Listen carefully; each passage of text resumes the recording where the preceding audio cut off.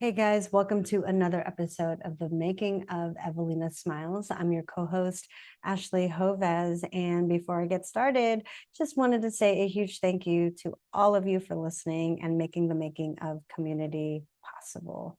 You can find us on all the socials. As always, they are linked in the show notes, so check that out. And just a recap, I haven't recorded with Rich in probably a month. I left for New York on May 29th, and today is June 22nd. So it's been a while. So you're going to hear us catching up. Just a recap of the last two times I chatted with Rich. He walked us through some software, AI, equipment, and design. We even talked about phones and his system for handling incoming calls and a bunch of other stuff that I think you should just go back and listen to because it was a great episode, as always, with Rich. Check out that recording just to get a refresh. And then I recorded with Rich again with Joshua Scott of the amazing Studio 88. We talked about the high cost of ad spend. Josh broke down the realistic monthly budgets needed for Google, implant, full mount surgical campaigns, proving that marketing fails if your internal systems can't handle the influx. We also talked about scaling back. Rich initially had a much bigger ad spend, and rather than just use all that money right away, he wants to grow slower, have it be a more steady and smooth process. He wants to really focus on team training, making sure communication is on point, answering the phones is there, knowing the system. So just making sure that Evelina Smiles is as ready to handle the public before diving into a very hefty monthly ad spend. And we also talked about a soft open strategy. So rather than opening or doing a grand opening in July, Rich wants to push it back and iron out any potential kinks that could happen with opening a brand new business. So instead, he is going to push the grand opening back to the fall. I also told him that I think it would be amazing if we flew out there and celebrated him. But I also have 3 kids, so who knows what my schedule is going to look like. So I hope you guys had an amazing time away from me. I feel like I haven't been here because of New York. If you haven't read the newsletter or if you're not subscribed to the newsletter, can you join it? I really do appreciate all the feedback, and I'm putting in photos of my family and like just what's been happening in the personal lives, because the business, that's one thing. The personal stuff, all the things that happen behind the scenes, that I think is what really makes us an amazing, a special community. So without further ado, please help me welcome my guest of honor, Dr. Rich Constantine. All right, guys, welcome back to the Making of Evelina Smiles, and I'm super excited. My guest of honor is here. Rich, how are you? I'm good. Good. We're getting closer and closer to opening this joint up here. Oh, man. Well, we're going to do a deep dive into all the things that are currently happening at Evelina Smiles. But before we do, we're going to start with a this or that. Yep. You ready? You ready? Ready. All right. So on your phone, do you have dark mode or light mode? Right now I have light mode. Okay. And then fancy sit down dinner or a casual food truck. Casual food truck. Okay. And work in complete silence or background noise. It depends. I have a fan going. Like I can't do complete silence. I need at least a fan. But if you're talking about people noise, it would be complete silence. Ah, I like that you had to clarify. Okay, so Always. so my phone changes between light and dark according to the time of day. So I'm with you on that. And I love a fancy sit down dinner. My goal in life is to hit up all the Michelin starred restaurants. Oh. Like, Wow. do you remember or do you watch the show Top Chef? I don't, not regularly, but I've seen No. it. Yeah. So when Top Chef first came out, I was a diehard junkie. I like binged and repeated watching all of the seasons. And then Brian and I, even though we were still like broke, we would try to save our money and eat at whatever Michelin star restaurant we could afford. We have quite a few under our belt, but I mean, there's so many to choose from. So, no, I love That's like cool. give me like the smallest amount of food and make it really pretty, and I'm in heaven. I'm the total opposite. That would make me angry. Like, I remember the first time I went to one of those small plates restaurants Yeah. where they expect you to share with people, and I'm like, what is going on? Like, I don't mind the big family style restaurants, but when they're small plates, Yeah. no, thank you. So do you and Trish not go out to a lot of fine dining for date nights then? We do date nights and we like nice restaurants, but I have never once cared more about what my food looked like versus what it tasted like and how much I got. Gotcha. Gotcha. I love it. And I'm just like you. I have to have white noise in the background for working. So like right Yeah. now I have a fan on. I used to like go to cafes in dental school and I was like, I am way too interested in everyone else's conversation than organic chemistry. So yeah, give me all the white noise. That's the one class I still have. Like, when you have those Oh dreams yeah. about school. Oh, that's the one series of classes that I just can't get over. Oh my gosh, for real. Same, same. Alrighty. So you want to jump right in? Let's see what's happening. Yeah. Okay. Yeah, It's where we through. were when we left off last, I can't remember You where we mean were, you don't but remember when we last recorded about a month ago? Okay, I'll give you a recap because Colin Okay. gave me this and she's amazing. So we talked about your software and AI technology. You shared Mhm. practice management software that you chose for the office and some specific AI tools that you were excited about working with. We also touched upon equipment and design. You broke down your clinical floor plan layout. You talked about visiting the vendor showrooms in person and then choosing your chairs and delivery systems. And you chose DCI, correct? And rear delivery. Yeah, DCI is just my chairs. Design Oh, ergonomics is my rear delivery and gotcha. the little bit of cabinetry that we have, and the also sterilization cabinetry too. Everything Gotcha. else we went our builder made. It's coming together really, really nice. We're really happy with everything. It's just right now we're at that phase where everybody's trying to get done. And so Yep. everybody's working on top of each other and it's just mayhem. It's like very uncomfortable for me to go there because you start to notice like all the little things and they're on it, but you don't know that they're on it, even though they're working on it. So you're Yeah. like, who's working on what? I don't know. It's just a high anxiety situation. Wait, so how frequent are you at the office?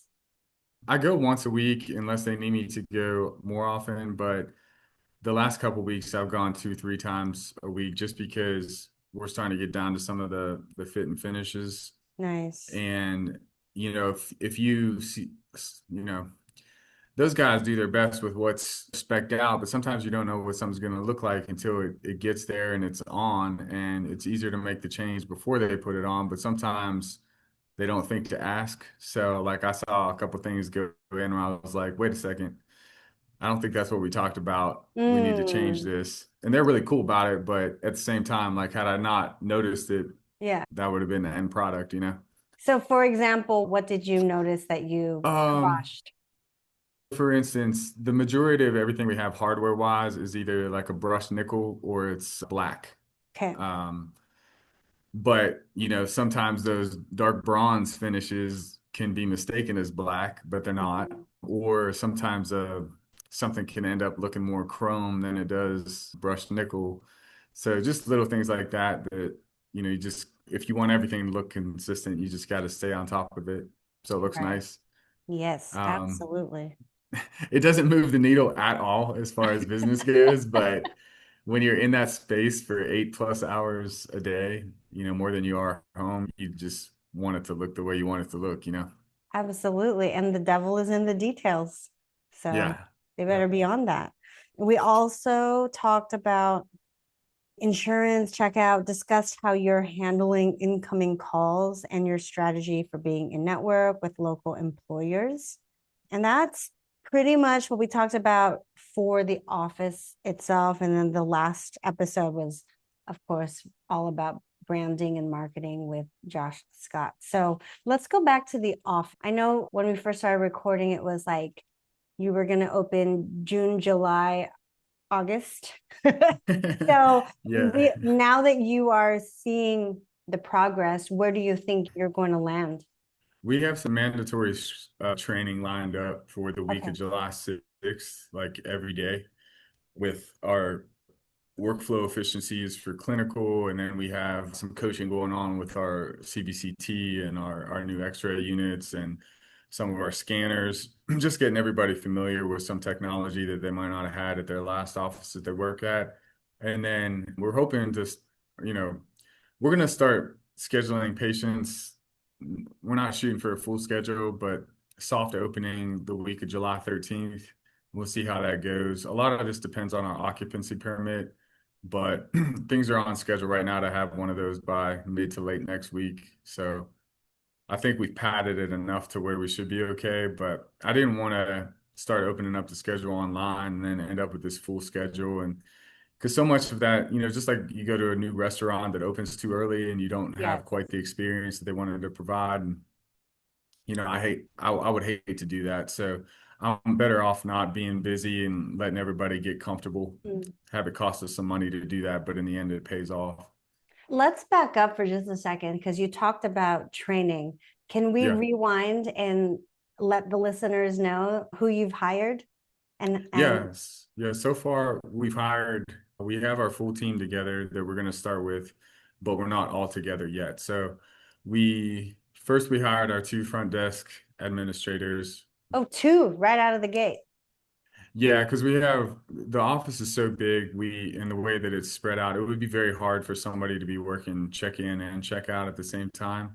And then we have one of our team members that's going to be more focused on treatment planning for our bigger cases and financing and membership plans and whatnot. And when you have as many rooms as we're going to be scheduling in, I just felt like it was going to be too much to put on one person. And so I'd rather get them both trained up. And they're both former assistants. So Nice. it's good that they can talk clinical. And if we need one of them to help out in clinical, they can if we need them really quickly. I just felt like that was where we needed to be a little heavier because I didn't want I didn't want them to have so much on them that it took away from their ability to provide a good experience for the patients coming in. Because when you're overwhelmed, it's hard. I think it's hard to, you know, be as personable as you want that person to be when they're greeting new patients walk in.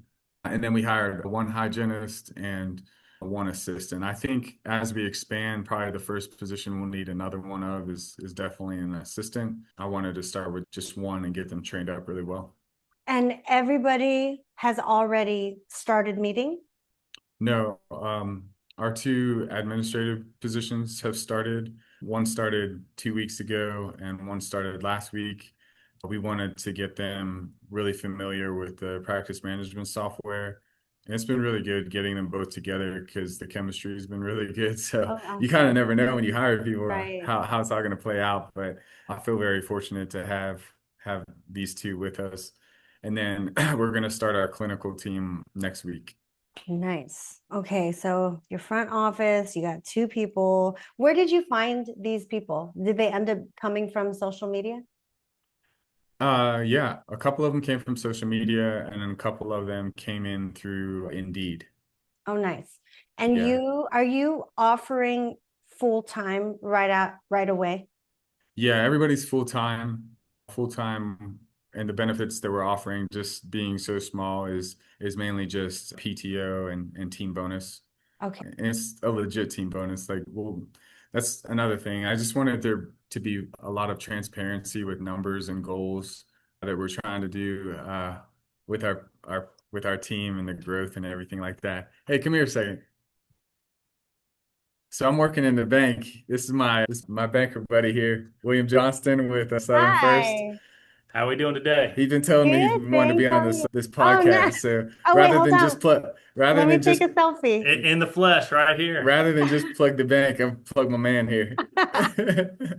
Well, he's Love it. raved I about have had a you. chance to listen to the podcast, so loved hearing about it, and really excited for my boy Rich here. So he's building something special, and we just love being a part of the process. This is amazing. I took a selfie, so we'll post that in the newsletter too. All right, I'm going to jump out of here. I don't want to ruin Nice it. meeting you. Oh, that's so That's right. cute. I love how close you've gotten to your banker. That's awesome. Well, Uh, it's you want there to be when the dollar amounts are that high, it's good to have good relationships, right? Yes, definitely. So are you guys training in the office while construction is happening? Are you training offsite? No, so we're actually in a conference room the banks let me use. They Oh, have nice. I can't really describe how big this building is, but it's really, really big. And they were nice enough to allow us to use one of their smaller spaces. It's been really good. Very cool. Tell them they have to name a wing after Evelina Smiles after your job. I did, I didn't, I kind of wanted to, but I didn't because I didn't want to sound like that patient that's like, oh, I bought his car, I buy Exactly. Exactly. Oh, that's awesome. Hey friends, I just want to give some love to Net32 for supporting this episode. If you're a practice owner like me, you know the back end of running a dental office isn't always sexy, but it is necessary. Net32 is an online marketplace where you can compare brands, vendors, and prices all in one place. That means you're not overpaying or wasting time. And when you're building a startup or juggling multiple practices, every dollar and every minute matters. I've used Net32 and it's honestly made a huge difference. Check them out at net32.com/the making of. And now let's get back to the show. Okay, so you guys are, you've already started training with your front office team full Mhm. time. You're offering benefits, PTO, and bonus. I definitely want to do a deep dive in your bonus structure, but there's like so much to catch up on because this Yeah. is like you're almost at the finish line, which is incredible. So what still has to be done in terms of the construction themselves? And I wanted to ask you, did they figure out the herringbone pattern for your floor? Yeah, they did. They Yeah, they did? did. Yep. Amazing. It See, looks they it just looks really needed good. more elbow grease. It's just a little bit more work. They found a machine that could cut the flooring the way that we needed to do, and it looks really It looks nice. so nice. I think herringbone is so like you have to be so meticulous with those angles that Yeah. nobody wants to do it. So it's a lot easier to say, "Oh, we can't do that with the type of flooring you bought." Psh. Like now it's like we both got told the same exact thing and it both worked out. So if you're listening, make sure to choose herringbone to really piss off your crew. Oh man. Okay, so sorry for cutting you off. So what else needs to get done, Rich? They're finishing up the flooring. They are doing the final equipment installation. They're putting the final coats of paint on. They had to redo part of our parking lot, which is kind of a big deal because they have to tear up some of the asphalt and redo it, but they'll do that fine. They're putting in an extra coat of paint on the outside. So we did a mix of brick and hardy board. And then the guys were out there today. We did our landscaping, but there was a portion outside of our downstairs break room that we wanted to do turf so that people could sit outside during lunch. So they were putting a turf in today. I was pretty pumped about that. Are you gonna put like a putt-putt golf over there too? No, no, no. I'm trying to figure out some good furniture that we can put that's nice, but it's heavy enough that people can't just walk away with it. So as far as the design, like the furniture and the design Mhm. features, have you ordered that stuff yet, or are you waiting for things to be more completely? completed? No, we had to put an order in because of the lead time, just to make sure everything was in on time. So I think right now it's just timing everything, make sure the parking lot's done. So when they deliver the furniture, there's a path that they can walk it in Mm. without pulling trucks onto the parking lot and ruining it. So I think that's scheduled for next week. What Yeah, was wrong with part of the parking lot that they had to redo it? it was a little more porous, not porous from a drain perspective, but the quality of it, like I'm talking about something I don't really know too much about, but yeah, it looked more pebbly than it did asphalt. It looked more like road quality than it did like driveway quality. Gotcha. Yeah. And you noticed it like in one section, or was it just overall? It looked I have a split parking lot. okay. Part of it is on one side of the street for employees, and the bigger part of it is next to the building. And it was the bigger part of it next to the building. I noticed it, but then my project manager wasn't happy with it. And so felt like they needed to make it right, which I'm thankful for, but it is a big job to do. So they're getting it done. Nice. Have you already received all of your equipment? Oh, Yeah, you're still we have all of the big stuff. Like we don't have our scanners haven't come in, our Vatek handheld X-ray machine hasn't come in yet, but CBCT's in, all the wall-mounted X-rays, all the chairs, all the sterilization, the rear cabinetry, delivery units, all that stuff's in. it's all in. And how Yeah. many rooms did you equip right away, Rich? We did 6 from the beginning. Yeah. Nice. Have you already placed your supply order, your master list? I have my master list. I need it here by in a couple weeks when we do all that training because a lot of that training is going to be stocking and workflows. And so it all has to be here by Monday, 2 weeks from now. I finalized it last week, so I think she's going to place it this week. And you're working with Benko. Banco, yeah. Okay. So we started that. Is there anything like, do you even remember how you felt the first go around? Do you know if you're as anxious or more confident this time around since you've done this before? I think the first time I was so concerned about not having any patience. That was like my main focus. And I just kept with the first one, I worked somewhere else while I was getting open. So I opened 2 days a week and then I was still working as an associate somewhere else for 2 days a week. And we did that for a few months as we got some people on our schedule. And I'm not doing that with this one. I don't really have another place to work, but at the same time, I wanted to, get employees or team members that would commit to being full Full time. time. And also, when I did the first startup, there's that time with your team when you start up is so valuable. Once you get busy, if you don't set aside that time to train and have those conversations, not that I would have known what to talk about in those conversations when I did the first startup, but just the interactions and the coaching of like having a chance to listen to phone calls and how they interact with the patients. What do those conversations look like? How are we presenting our treatment plans? How are we talking about financing?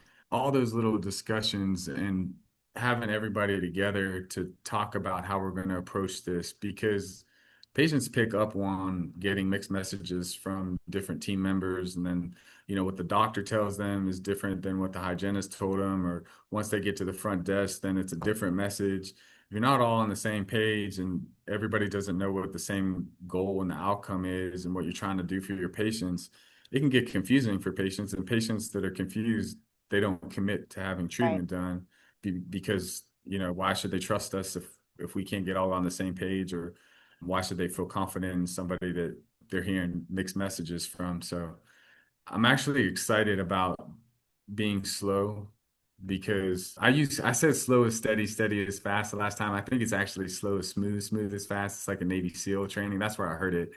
But it's really true. Like you can't be fast, busy, and dialing everything in all at the same time. It's not like a up and to the right all the time with the growth. There has to be some plateaus, there has to be some dips that And the key is to catch the dip so that you can do the coaching and so you can get better when you come out of that dip. I think the first time might have been easier because I was just focused on one thing and getting patients in the door. This time I know so many more things to focus on and the details and what to look out for that I know it's a good thing, but it can be a little overwhelming. Are you using a consultant? We're not using a consultant right now. No. I have, some people that I lean on, but we're not using a specific consultant right now. So you are doing all of your training, building your systems, building your manual, like your how-to, just from your experience prior. A lot of it's experience, but we've also utilized some of the training that some of these services do provide. So, for instance, HR for Health is who we're using for our human resources and our payroll. They have a lot of built-in resources to where they have templates that you can either use their templates or you can customize it as far as the employee handbook, the onboarding of employees. And a lot of that's really important because of the legality side of things that they double check. So any changes that we make sure that we run it by them and make sure everything's the way it should be. Same with payroll, they make it easy. And then CareStack, they've been really good to work with because they have so many training modules. So what we did with our front desk team is we came up with a plan as far as making sure that we're not overwhelming the team members with too much, but giving them a certain section of modules to watch and then to go into the demo software to play around, create patients, play with the schedule, practice going through, posting payments, things like that. So their systems are all in place for that. And that's been really Nice. good as we onboard team members. And then, a lot of it's just from what we know that they're going to have to know walking into things. We took some time once we got both admin team members together to do a lot of interactive training where we're role playing different patient scenarios and going through lists of like, say this, not that type of stuff, and then making it your own. But so much of that I've gotten off of podcasts and books over the years that it's pretty easy to that in combination with LLMs to create your own training modules. What's LLM? Oh, AI, learn language modules. Oh, Just geez, plugging it fancy, in. Rich. It's not that fancy. I'm just starting to play with AI. So all of this is like mind blowing to me. So awesome. Yeah, I feel so behind with some of that stuff because I feel like no matter how many videos you watch, um, yeah, it's so advanced, and So I feel much. like I can get lost in it. I could spend so much time on that stuff. Yeah, Yeah. seriously. What is your schedule going to look like? Have you picked what days you want to be open and what hours? Yeah, we're gonna start off Monday through Thursday. We'll see patients from 8 to 5. Morning huddle will start 7:45. That's what we've always done. And then that last hour of the day, the 4 to 5, we don't typically start patients at 4, unless a patient absolutely needs to get in or if we have, a procedure that's running late. Just because we like our team members it's important for us to make sure they have a outside of work life as well. So we'd like for them to be out and on the road by 5 o'clock if they can be. And you are eventually planning on opening Fridays, or it's always going to be Monday through Thursday? So when it's just me, Fridays will be more for longer procedures or sedation. Just because with one doctor, it's hard to get up from those types of procedures to do hygiene exams or deal with other things. So usually what we reserve Friday mornings for are private appointments with more involved procedures where it's just me, one assistant, one front desk, or me and two assistants. It just creates a lot more calm atmosphere and a better experience for those patients. And then once we add on a second doctor or a second and a third doctor, then we might explore the route of doing on Monday through Thursday crew and a Tuesday through Friday crew, where Tuesday, Wednesday, Thursday, those where everybody's together, but then you have your Monday people and your Friday people. Nice. And you mentioned sedation. What type of sedation do you do? We work with a CRNA group in the area that comes in. I have my certification in sedation and I feel confident in it. But when I'm in those procedures, I just feel a lot better just focusing on the procedure and feeling confident that I have, somebody focusing on the sedation. We just seem to operate better when it's like that. I couldn't agree more. Like I used to do oral conscious sedation by myself. I swear everything is like super smooth and you'll have that one patient have like a weird reaction and that just got me so scared. I'm like, I never want to do this again. The patient ended up being completely fine. And it wasn't like I was doing any like surgery. It was just bread and butter, crown and bridge stuff. But she just had a weird reaction. And so now I work with an anesthesiologist who it's been a game changer. Like I don't do any sedation at all anymore. Mine is like nitrous, but the patient pays directly to him and he charges per unit of time that he actually is in the office. I'm like, in my next life, I want to charge patients per unit of my time. This is going to take you X amount of hours, so therefore it's X amount of money. It's so amazing. So good. You probably slow down too. Oh, hell yeah. I'm like, this MOD is 3 hours. I always wonder that about attorneys, just like Oh, yeah. thankfully, I haven't had really many interactions with attorneys, but hey, can you read this really fast for me? I remember, speaking of attorneys, so yes, they are very expensive. And in the beginning, I didn't know that he was starting the clock as soon as I got on the phone. So I used to say, like, how are you? How are the kids? Now it's like, hey, I need this, isn't this stat? Goodbye. It's like the fastest call ever. Yeah, I didn't know that till a little while back either. And I saw the breakdown of the charges. Yep. Oh my gosh, yeah, it's so much. $250,000. That's how much the average dental practice loses every year to empty chairs, no-shows, last-minute cancellation, gaps that just sit there. Casper's Opportunity Finder constantly checks your schedule and sees every gap the second it opens and helps your team fill it with one single click. And for every Open Dental user, it's completely free. Go to meetcasper.com/register to download it today because profit isn't the opposite of purpose. It's what funds it. Okay, so circling back, because it sounds like everything is, I mean, you're just like buttoning up some stuff. You already have the majority of your equipment already ordered and installed. You're just waiting on some handheld scanners and your x-ray units. You've already worked on your master list of supplies, and that should be delivered, you said, by next week, right? Yeah. And then you'll start training your back office. That's the thing I think, Ashley, that I realize and that I have to keep reminding myself is nothing is ever completely buttoned up. Having a dental practice, it's a living and a breathing thing. And if you get complacent thinking that you have everything together, you're wrong because things are constantly changing. If you think things are great and you're not focusing on how you can make it better, I'm not saying that you don't celebrate the wins, but what I am saying is that there's always opportunity to get better in every facet of everything. Yes, there are definitely times that I sleep better because things feel like they're coasting, like you get in that flow, which is the best place to be. But you can't stay there too long. I mean, we're problem solvers, right? So we look for things to solve.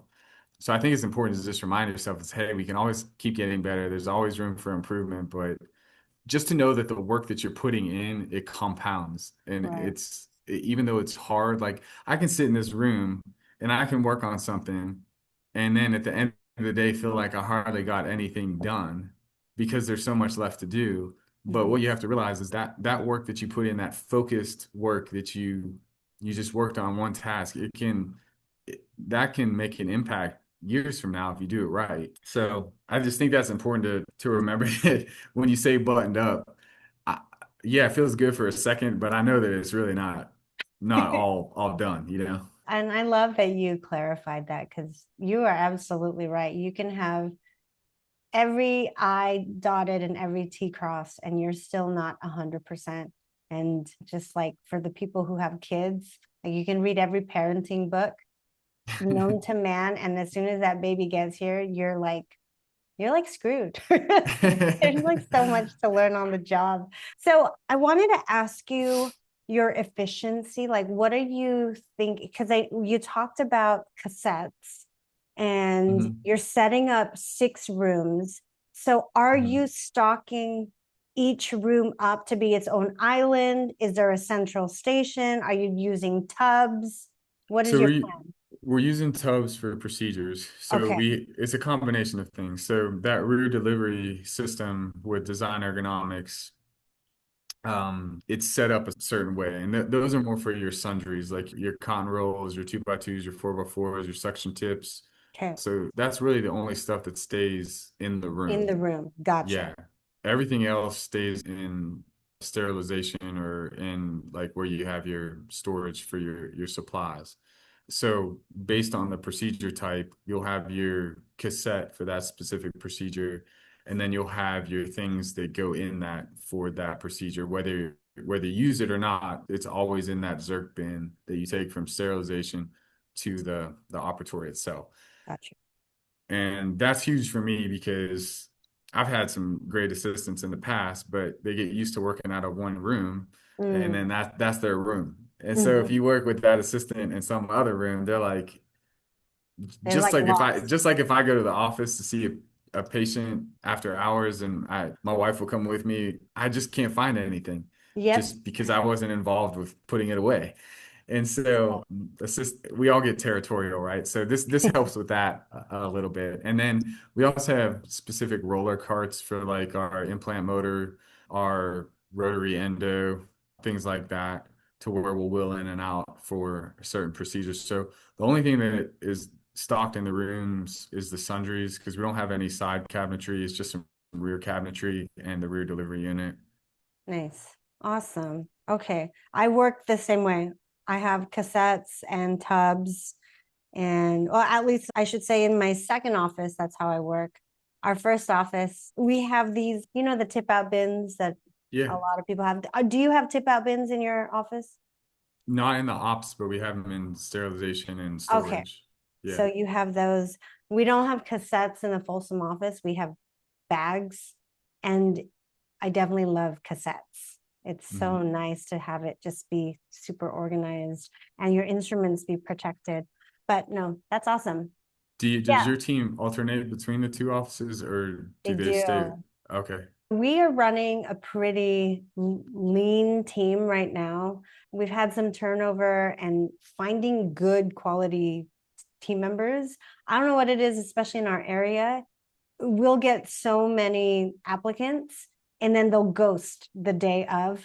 I don't know if you guys are having that situation, but there's like no respect over here. I think they just mass DM or mass email all of their resumes and then they Uh-huh. just don't show up, which is so crazy. They don't show up for the interview or they don't They show don't up. show up for the interview, or if my office manager will schedule a phone screening because she likes to screen them on the phone. And then if she likes what she hears, she'll ask them to come in to meet me. So she'll do a phone screening appointment, and usually that will be fine. Or in some instances, they'll not show up for the phone screening as well. So then they're already out of the running. But some really solid people that Judy, my office manager, has liked will just all of a sudden stop responding to messages. It's just crazy. Even though we're not working with them as a consultant right now, we do plan to work with them in the near future. It's called DDS Partners. It's a guy that's become a friend of mine. He's out of Houston, Texas. His name is Dwight Pecora. He's just a really solid guy that built an amazing multi-location practice around Houston and just really smart entrepreneurial guy. Also was a really good dentist, but then was able to exit from the clinical side of things and focus more on the business side of things where he excels at all of it, but just a really solid, good dude. But he allowed us to use one of his right-hand ladies to help with some of the interview process. And that was really good to be able to lean on her for some of those conversations with some of the applicants. Oh, nice. And you said it's DDS Partners. Yeah. So he has his own consultant firm, Mm-hmm. consultancy. Yeah. Gotcha. Mm-hmm. Gotcha. Okay. I wanted to circle back and ask you about your bonus plan that you are going to implement. That's probably a longer, we might need to say that Oh, for the okay. next one. I mean, it's to give you the high level overview of it. It's more of a fluid thing based on the, the goals that we set for the office that are healthy for the business and what the business needs to achieve. Gotcha. But it's a collections based goal that everybody benefits from. So that's why, it's something that we talk about every morning in huddle to know where we are to that goal. And then there's different tiers based on how far past once we reach the goal we go. So once you hit goal, you get an incentive. But then for every tiered level past the goal you go, you get bonuses as well on top of that. Nice. So it's through payroll, but yeah, it's not gift cards or stuff like that. Gotcha. We want our team members' hard work to share that with them Okay. because it's everybody contributing, and that's the environment we want to build. So then I will circle back and we will talk about just the rest of training systems and office goals and production. And that can be its own separate episode because there's already a lot. Is there anything else, Rich, that I didn't ask you about that's currently happening or questions you have on your mind? It's good to hear the whole workforce. I mean, I know it's not just around here. I know there's a ton of good people. It's just tough because just my mindset is when you're building something you really want. I like full-time people just because I feel like it helps with the culture. Yes. There's just so many people that I found, especially, hygienists that want part-time or fill-in work. And I get it because of families and pay and whatnot. But yeah, it's different. It's way different than the hiring when I did the first practice for sure. Yeah.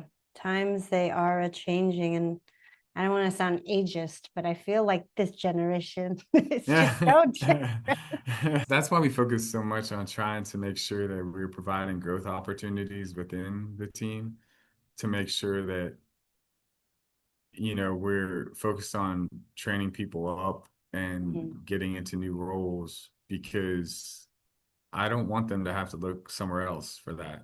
I want them to be able to just look within and either they're happy where they are in the role that they are or they want to learn more. And I just want them to feel comfortable knowing that we have the resources to, whether it's me providing them myself or seeking somebody else coming in to train people up, that the opportunities are there. Yeah. No, I love that.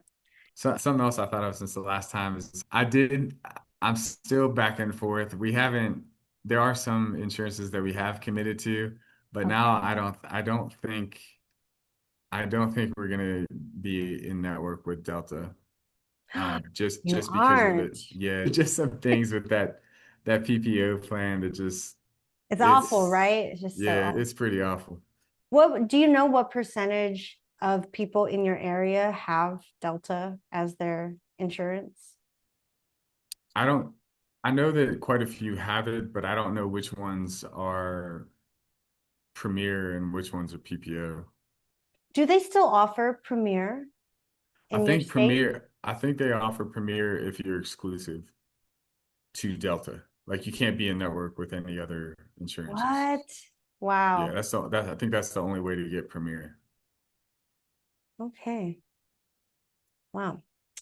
I think it's so crazy. I mean, you see so many reels about just Delta in general. The latest one somebody had sent me was so Delta Dental of California is considered a nonprofit company, which is like, it's so crazy. And they just talked about how much money the CEO makes every year. Easy. We are Did you see busting our butts. did you see how many people posted after the Knicks won the championship about annual maximum? I think the post was like annual maximum. The last time the Knicks won the championship in Oh, 1973, it was like the same now for Delta Dental as it was that many years no ago. way. Yeah, it's pretty funny, but that was an interesting conversation I had in one of our training days with our admin team, is just going through different words like, deductible, annual Mhm, maximum, mhm, waiting periods, and just comparing what those are. What does that mean in dental insurance lingo, and what does that mean in medical insurance mhm. lingo? And just like just showing them the difference between how different dental insurance and medical insurance operates and why it can get confusing not only for team but also our patients. Yeah, It's no wonder people don't have any idea. It's because they're so totally different. it's so different. We play the game, unfortunately. Oh my gosh. Well, But another reason why I decided not to is because I asked some people and I looked in to see what that deduction for per payroll cycle people were paying for Delta Dental Insurance. And then I was looking at my membership monthly fee for people that did that, and it's right around the same price, if not less expensive. So that was another reason we decided to make that decision, is just to be able to be really learn how to communicate the benefits of our membership plan versus the insurances. what was the name of the company again? Clear. Clary, Clerri. Gotcha. And they helped you set that entire membership up. Yeah, I mean, it's not hard to set up a membership plan. It's hard to track a membership plan. And they do provide marketing materials, but what they'll do is you'll share with them that your UCR fees, and you'll go over what you want to package in each of your membership plans. We really only have adult. We don't see too many children. We still have that as a category, but adult, child, and a perio patient. So a perio patient membership is going to be a little bit more expensive just because number of visits. But to be able to show them what they get with the membership, and then also the services that aren't going to be denied. There's no missing tooth clause or something like that. The across the board percentage off of treatment that they get by being part of the membership. So just all those things that, the benefit to us is that and studies show that people that usually sign up for a membership, doesn't matter if it's medical or, gym membership, when you have the membership, you tend to go more because you have the membership. You tend to cancel less because Yeah. you have the membership, and you tend to use it. Yeah. And then what Clary does also is they, if a patient, if the monthly payment defaults on the credit card or if something happens there, Clary will help too. It doesn't just all fall on our team. Nice. And are you giving like a percentage off of your UCR for being a membership plan holder? Yeah, the majority is 20. The majority of the procedures is 20%, and then it's a little bit less for some of our surgical procedures and for clear aligners. Oh, you're even including clear aligners in there. That's awesome. Yeah. Okay. Anything else, Rich, we should talk about? Or I think we did a good job. Yeah, we're pretty good at winging it. Yes, we are. All right. So if you are listening to this episode and you want to connect, and just reach out to Rich and let him know that you've been inspired by him, or you're in the same boat, you're almost, ready to open your doors. We will have Rich's contact information in the show notes below. And Rich, do you have any other questions that the audience can help you with at this time?